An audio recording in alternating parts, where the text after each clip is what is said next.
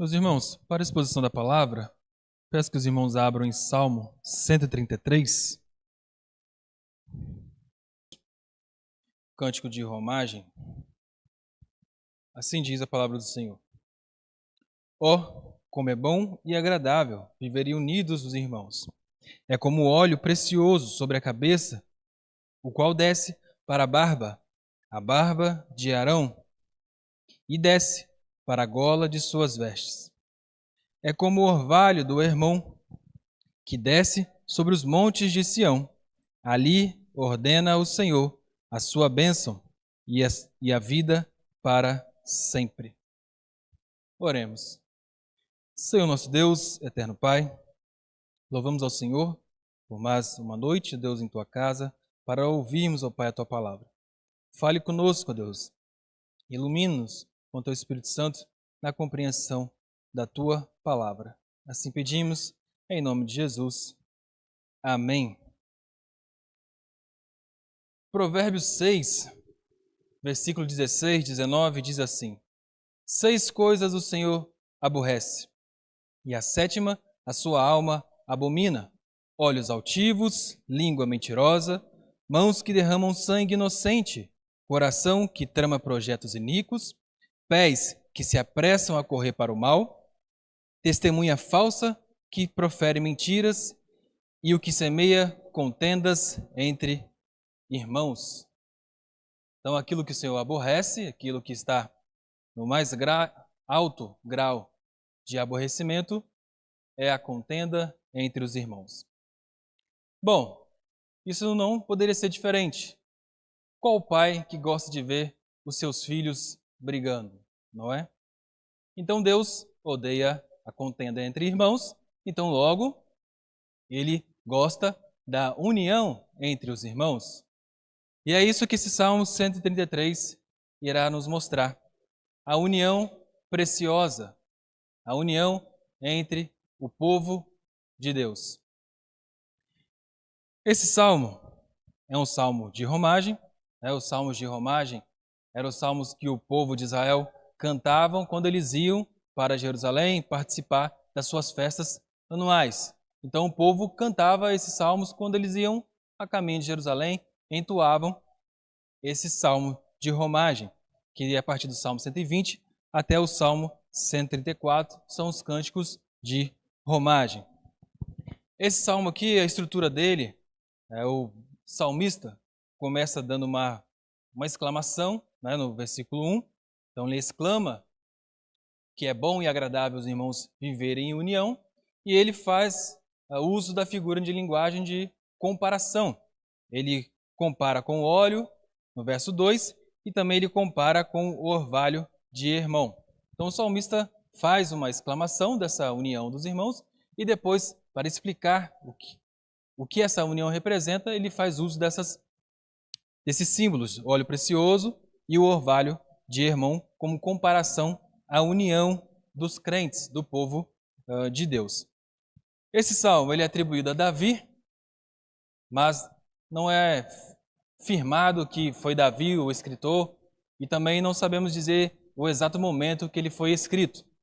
Alguns dizem que esse salmo foi escrito depois ou durante o exílio babilônico, quando o povo de Israel é levado a cativeiro para o povo babilônico. Então eles dizem que esse salmo pode ser escrito nesse tempo ou depois desse tempo foi escrito, e com o passar do tempo eles colocaram nessa série de salmos de romagem, onde o povo cantava eles a caminho de Jerusalém. Então o salmista começa com uma exclamação dizendo que, como é bom e agradável viverem unidos os irmãos. Então aqui é uma exclamação e uma afirmação do salmista. Ele declara que a união dos irmãos é bom e agradável. Lembrando que esse salmo é um salmo de romagem, então como eles cantavam o caminho de Jerusalém, com o objetivo de participarem das festas, era o momento que o povo de Israel se juntavam em um só povo para adorar ao Senhor. Então, é como se o salmista estivesse olhando aquela congregação reunida para adorar ao Senhor e chegasse a essa conclusão, que é bom e agradável viverem unidos os irmãos com o objetivo de louvar ao Senhor.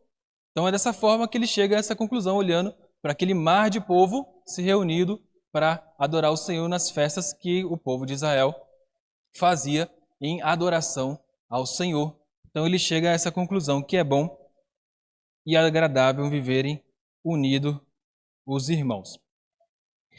E aqui, nessa afirmação do salmista, o salmista também já declara que a forma de adorar ao Senhor é de união, né? Claro que a nossa união se estende, a nossa adoração ao Senhor se estende de forma privada quando nós saímos da casa de Deus, mas biblicamente a forma correta ou a forma que agrada ao Senhor é união dos irmãos. Então aqui também deixa claro que a forma de adorar o Senhor é em conjunto e não só separado. E no versículo 2, o salmista agora começa a usar suas figuras de comparação.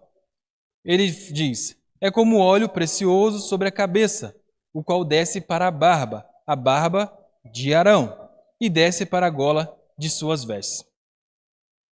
Aqui o salmista está fazendo alusão quando Moisés foi consagrar a Arão para o sacerdócio. Está lá em Levítico 8, 12 e Êxodo 29, também 7. Nós vemos que Moisés derrama o óleo sobre a cabeça de Arão e o consagra para o sacerdócio. O sacerdote era a pessoa responsável por intermediar a adoração do povo com o Senhor. Então, Arão foi ungido, consagrado ao Senhor, para essa função de intermediar essa adoração ao Senhor. E o óleo era derramado sobre a cabeça dele, né? E passava pela barba e escorria pelas vestes. Então, essa ideia que o salmista traz de derramamento de óleo, passar pela barba e cair pelas vestes, traz a ideia de abundância. Derramava o óleo sobre a cabeça de Arão de forma abundante. E essa maneira de derramar o óleo de forma abundante sobre Arão era a alegria, demonstrava a alegria que eles estavam, a alegria abundante em consagrar Arão para intermediar a adoração do povo ao Senhor. Então o salmista está dizendo que a união dos irmãos é abundante de maneira que dá uma alegria na adoração ao Senhor de forma conjunta. Então a adoração ao Senhor de forma conjunta da igreja unida demonstra a alegria de estar na casa de Deus louvando ao Senhor. A união dos crentes demonstra a alegria na adoração ao Senhor, assim como o óleo também representava a alegria derramado de forma abundante, demonstrava a alegria imensa em consagrar Arão para o sacerdócio, para intermediar a adoração ao Senhor. E a segunda figura que o salmista usa de comparação é o Monte Hermon, o orvalho do Monte Hermon. O orvalho, quando você acorda pela manhã, agora nesse tempo de frio é mais comum. Você acorda pela manhã, se você olhar as plantas, tem aquelas gotículas de água nas plantas. Aquilo ali é o orvalho. Então, o orvalho do Hermon seria isso. Mas no Monte Hermon, o orvalho é mais abundante do que aqui no Brasil. Lá em Israel, o orvalho ele juntava no Monte Hermon de forma mais abundante, que você olhando de longe parecia que estava coberto de neve, mas na verdade era orvalho sobre o Monte Hermon. Então esse orvalho simboliza que revitalização e vida. O Monte Hermon ele é úmido, então ele junta muito orvalho, até mesmo em épocas extremas de seca. Então, mesmo quando está com o tempo seco, esse orvalho do Hermon continua sendo produzido por causa da região que é muito úmida. E o salmista diz que esse orvalho desce para os montes de Sião. Bom, fisicamente falando, o orvalho descer até o monte Sião, fisicamente é impossível, porque o monte Sião está de um lado e o monte Hermon está do outro. Então, a distância que os separam é muito grande. Mas quando o salmista diz Monte Sião, ele não está se referindo ao Monte Sião fisicamente. Ele está se referindo ao lugar que Deus habita, onde o povo de Deus mora. Monte Sião, não, para o povo de Israel, não era só o lugar físico, mas também era um simbolismo de dizer que o Monte Sião era o lugar onde Deus habitava, onde o povo de Deus habita.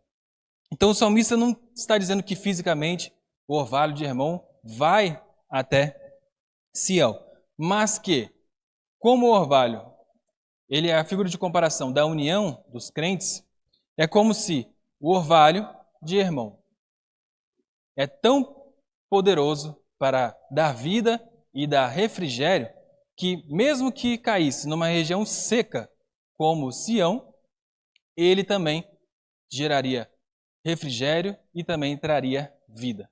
Se nós tirarmos aqui que o orvalho de Hermon, os orvalhos de Hermon, desce sobre o povo de Deus, que o salmista está querendo dizer como Monte Sião é o povo de Deus, é como se a união dos crentes, o salmista está dizendo que a união dos crentes promove revitalização e também promove refrigério como o orvalho de Hermon. Então, a união dos crentes é comparada ao orvalho de Hermon, porque como o orvalho traz refrigério e traz vida àquela região, mesmo em épocas de seca, assim também é a união dos crentes. Traz vida e refrigério para o povo de Deus. Então, o salmista usa essas duas comparações para expressar o que ele quer dizer como é bom e agradável viverem unidos os irmãos. E ele termina dizendo: ali ordena o Senhor a sua bênção e a vida para sempre. Bom, o salmista está se referindo, quando ele diz ali ordena o Senhor a sua bênção e a vida para sempre, ele está se referindo ao Monte Sião, que aqui, para o salmista, é o povo de Deus. Então, ali, no meio do povo de Deus, o Senhor ordena a sua bênção e vida para sempre. Então, no meio da união do povo de Deus, ali Deus ordena a sua bênção e a sua vida para sempre. A união do povo de Deus é uma demonstração de que Deus está ali. Então, quando temos uma igreja unida, é prova de que Deus está ali. Bom, a nossa união, como é de conhecimento de todos, acredito que não é perfeita. Ela é falha em alguns momentos. Em algumas situações, ela falha. Mas temos que lembrar que nós estamos olhando para uma união que não é somente aqui, mas uma união que vai acontecer de forma plena na pessoa de Jesus Cristo, na glória eterna. Aqui nós estamos passando por o processo. Então aqui Deus sabe que nós seremos falhos e que nós não exercitaremos a união de forma completa. Mas mesmo assim, estamos caminhando para o momento onde a nossa união será completa, sem erros, sem falhas. União pura. É como se o Jesus diz lá em João 17, 21. A fim de que todos sejam um, e como és tu, ó Pai, em mim, eu em ti, também sejam eles em nós, para que o mundo creia que tu me enviaste.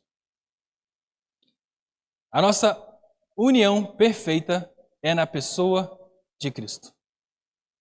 Nós não conseguiremos fazer a união por objetivos comuns, por vontades iguais, por desejos iguais. A nossa união tem um foco, a pessoa de Cristo.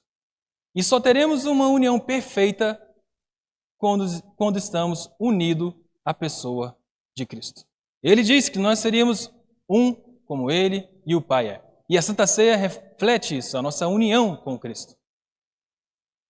A nossa união será perfeita somente na pessoa de Cristo. Então não olhe para as falhas que possa ocorrer na união aqui. Mas lembrando que a nossa união, embora aqui seja imperfeita, ela está caminhando para a perfeição na pessoa de Cristo. Bom, o que esse texto nos ensina de modo prático? Primeira coisa, nos ensina a comunhão, como a união reflete a maneira correta de adorar ao Senhor. Hoje, em nossos dias, até que esse termo está bem em desuso. Mas teve uns anos atrás que ele era muito comum, que é os famosos desengrejados. São irmãos que passaram por alguma situação na igreja que os entristeceu e assim eles decidem adorar a Deus sozinho em casas. Então eles não precisam da igreja, eles não precisam da união, eles podem adorar sozinho Deus em casa. Bom, esse salmo, e como a Bíblia inteira mostra, isso é um erro. Não se pode adorar o Senhor sem os irmãos. Como eu havia dito, que a nossa adoração se estende ao privado, mas a nossa adoração é em conjunto. Deus não lida com uma pessoa só, Deus lida com o seu povo. Então, aqueles que dizem que podem adorar a Deus em suas casas e que não precisam do povo de Deus, é como se eles estivessem dizendo que somente eles é o povo de Deus, que somente eles sabem a maneira correta de adorar. Mas a correta maneira de adorar o Senhor é em união. Senão o salmista não teria dito isso. Que bom e agradável é viverem unidos os irmãos. Se você tem prazer em adorar o Senhor no seu lar, consequentemente você também terá prazer em adorar o Senhor em união com os irmãos. Porque a união dos irmãos demonstra que Deus está no meio deles. E que também demonstra que nós estamos unidos à pessoa de Cristo. Então toda essa ideia de adorar o Senhor em particular, eu adoro do meu jeito, essa ideia é do diabo, não vem de Deus. Porque de Deus é adoração em conjunto. Por isso que quando nós cantamos, todo mundo canta. Porque é cântico congregacional, todo mundo deve participar do culto. Todo mundo adora o Senhor junto. Segundo ponto que nós temos, que o Salmo nos ensina, de maneira prática, é valorize e preserve a comunhão na sua igreja. Aqui, meus irmãos, devemos renunciar às fofocas, às invejas, às competições internas que acontecem. Então, para promover a união da igreja, devemos abrir mão dessas práticas que somente atrapalham o desenvolvimento da união do povo de Deus. Como diz em Romanos 12, 18, o apóstolo Paulo diz assim: se possível, quando depender de vós, tende paz com todos os homens. Vivamos em paz com todos os homens. Terceira prática que o Salmo nos ensina é participe ativamente da comunhão dos santos. O pastor que me enviou para cá, da igreja da onde eu sou, do Rio de Janeiro, quando eu cheguei lá, ele sempre repetia uma frase: se envolva com a igreja, que a igreja se envolverá com você. E com isso ele estava encorajando os irmãos a se envolver com a igreja e em troca a igreja se envolveria com ele e assim ele participaria da união com a igreja. A união exige esforço da nossa parte, exige a nossa presença, exige o nosso compromisso. A união não se faz sozinha. Eu vou ficar sentado esperando que a união eu me faça unido ao corpo de Cristo sem participar das atividades da igreja. Então, lembrando, se envolva com a igreja, que a igreja se envolverá com você. A união também nos ensina a praticar o perdão, a abrir mão daquilo que nos magoou, aquilo que nos aflige o coração, aquilo que nos traz tristeza, para o bem da comunhão do povo de Deus. O povo de Deus tem que ter em mente perdoar o irmão. Sempre liberar o perdão, visando a união do povo de Deus. E também leve o espírito de união para dentro do seu lar. Pratique a união na sua casa, com a sua esposa, com os seus filhos. Ensine eles sobre a beleza da união dos irmãos, que não vem somente à igreja porque você veio, mas porque eles estão participando da união do povo de Deus, que eles estão vindo para adorar o Senhor. Então, a união do Senhor se estende também ao nosso lar, com os nossos familiares. E, por último, a comunhão traz refrigério e renovação para nós. Então, estarmos no meio do povo de Deus nos traz refrigério e também nos traz renovação. Quando nós sentimos cansado, sentir desanimado, não quer vir à igreja, não quer mais participar do corpo de Cristo, lembre-se que a união do povo de Deus lhe dará força, lhe dará renovação, lhe dará coragem para permanecer. Concluindo, irmãos, a união ela é preciosa porque ela mostra que Deus está no meio do seu povo e que seu povo está unido na pessoa de Cristo. Sem essa união em Cristo, nós não somos igreja. Nós somos um clube, onde nós vemos domingos, participamos das atividades e vamos embora. Mas quando nós estamos unidos à pessoa de Cristo, nós somos o povo de Deus. Quando nós estamos unidos à pessoa de Cristo, nós não vemos aqui ao domingo somente para ouvir mensagens encorajadoras, mas nós vemos aqui para ouvir Deus falar. Então, o que nos difere da comunhão que acontece lá fora é que aqui nós estamos unidos na pessoa de Cristo. A nossa união acontece na pessoa de Cristo. E com Ele nós somos um só. Amém? Vamos orar.